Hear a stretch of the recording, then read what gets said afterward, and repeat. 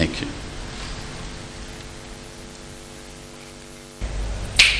Well, good morning and welcome to Business Morning. We're coming to you live from the Federal Capital Territory, Abuja, where the 21st National Nigerian Economic Summit is currently holding. We just finished listening to the welcome address by the chairman, Nigeria Economic Summit Group, Mr. Bukakeri, there, talking about the significance of this year's summit. Of course, it is the 21st Nigerian Economic Summit and it's focusing on key issues on the economy. It's not sector specific like it's always been in the past couple of years. This time it's looking generally at issues in the economy. Talking about some of the issues that will be coming up during conversations here at the 21st NES is talking with me about those issues is an economist, Dr. Biodun Adedipe. Good morning to you and thank you so much for coming on the program. It's been an interesting couple of hours, especially listening to this welcome address by Mr. Bukakeri there. What are your expectations from the summit? Well, essentially, it is a dialogue process that should be able to generate ideas and options, review them, come to a clear, definition of responsibilities. Because we also realize here that this is not all about the government. So, but as well, we look at the private sector, which is the whole essence of the summit anyway. And that is to ensure that what the government needs to do is made clear between us as we dialogue, and also what we all have to do as well as the private sector in achieving those policy objectives. But the key thing here is to go through a process of reviewing those options and then also telling ourselves the home truth. What options will also imply going forward 3, 4, 5 years down the line, and of course now making it obvious which of them to choose. But Dr. Adedipe, of course, as I mentioned, usually the summit has always been sector specific. Right. Last year we saw agriculture, the year before was on education. But then this year's theme is tough choices, achieving competitiveness, inclusive growth and sustainability. Right. It's focusing generally on the economy. The economy, yes, deliberately so. Because some 2 years ago, we looked at the critical agricultural transformation agenda of the government then. And we saw a need for us to partner with the government to give it a flesh in terms of direction and content. So that was why the summit focused on agriculture. And then we said, having addressed those and also made clear what government needed to do at the private sector, we also identified that education was another area we needed to address. So we brought all the stakeholders together and we dealt with that. But this year, looking at where our economy is, also in line with the fact that we have a new government in place and that the change agenda is in the air. Everybody is talking about that. So we said the best thing for us to do is return to the pattern of looking at the economy holistically, in which case we ask ourselves where we are today as a nation economically. Yes, our economy has been growing quite well, but we ask ourselves that if truly Nigeria is recognized as significant globally, how do we take advantage of that by being more competitive? Because that really is what we attract the resources we require from the rest of the world. That also is what will enable us to retain resources that are owned by Nigerians and Nigerian entities. So we looked at that plank and said, yes, we need to make tough choices to underscore that and agree how to make our economy more competitive. Then we again asked ourselves, our economy has been growing very strongly. In fact, even by global standards and developments, we've recorded some 6.4% average annual growth rate of our GDP. But also, this came at a time when unemployment has been going up. And of course, then it became very clear that the growth had not been inclusive. So we said we need to also address that. How do we grow this economy in a way that we create jobs and therefore address several other development indices as well? Then we also now looked at the direction, not only globally, but looking inwards as well. We've depended on the hydrocarbons for so many years, and it is obvious today where Nigeria is. Price of crude oil has gone down. Of course, it also implied revenue from that has gone down.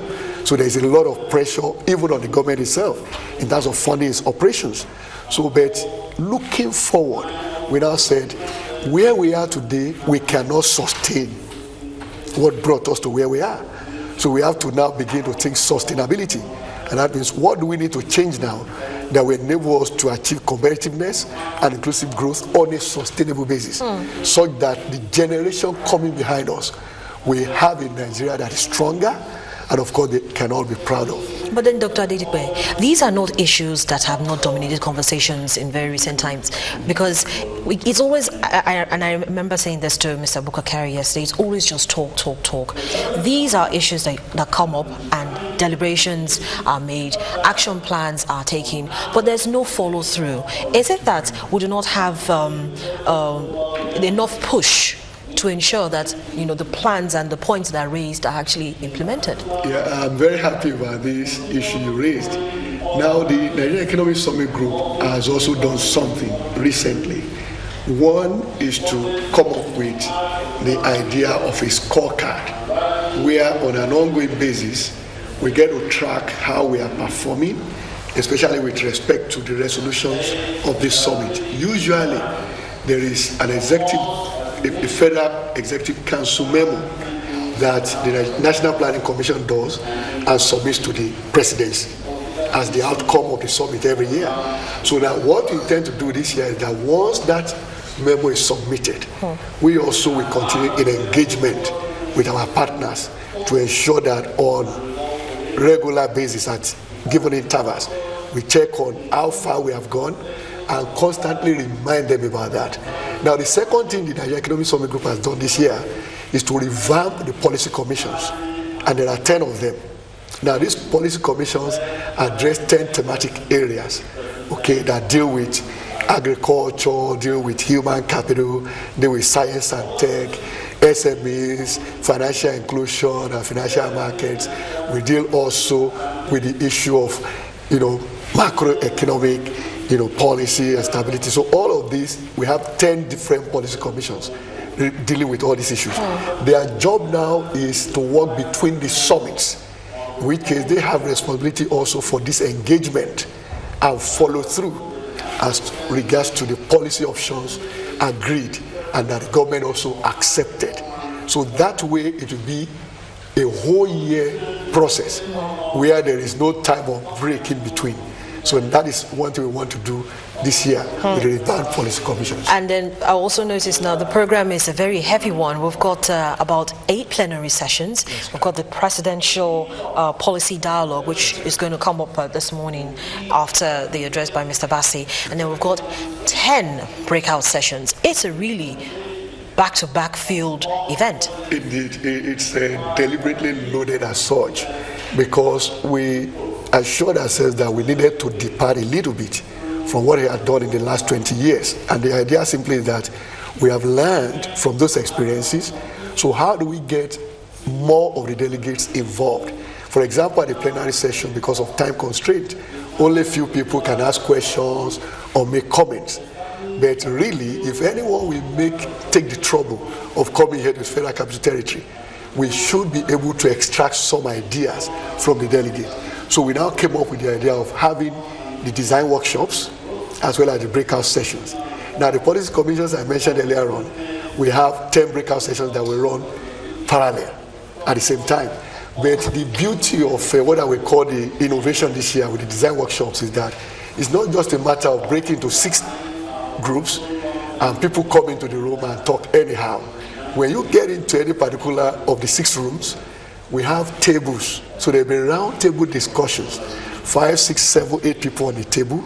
So we have to generate ideas. So every delegate will therefore have a voice.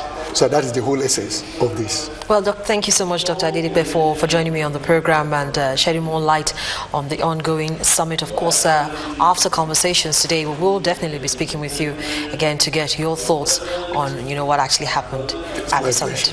Thank you. Dr. Biodun Adedipe is an economist and, of course, one of the organizers of the Nigeria Economic Summit, the 21st Nigeria Economic Summit happening here in the nation's capital. Right now, we have the opening address coming from Mr. Bassi Akpanyong, who is the Secretary, National Planning Commission. Any time now, we'll be listening to the Presidential Policy Dialogue. That will be the first plenary session on tackling corruption, insecurity, and economic competitiveness. Also, we're keeping our eye on the the National Assembly. Today is supposed to be the start of the official screening of the ministerial nominees. We've got that also on tap, and we also will be taking a look at the markets. For Business Morning, we'll continue in just a moment.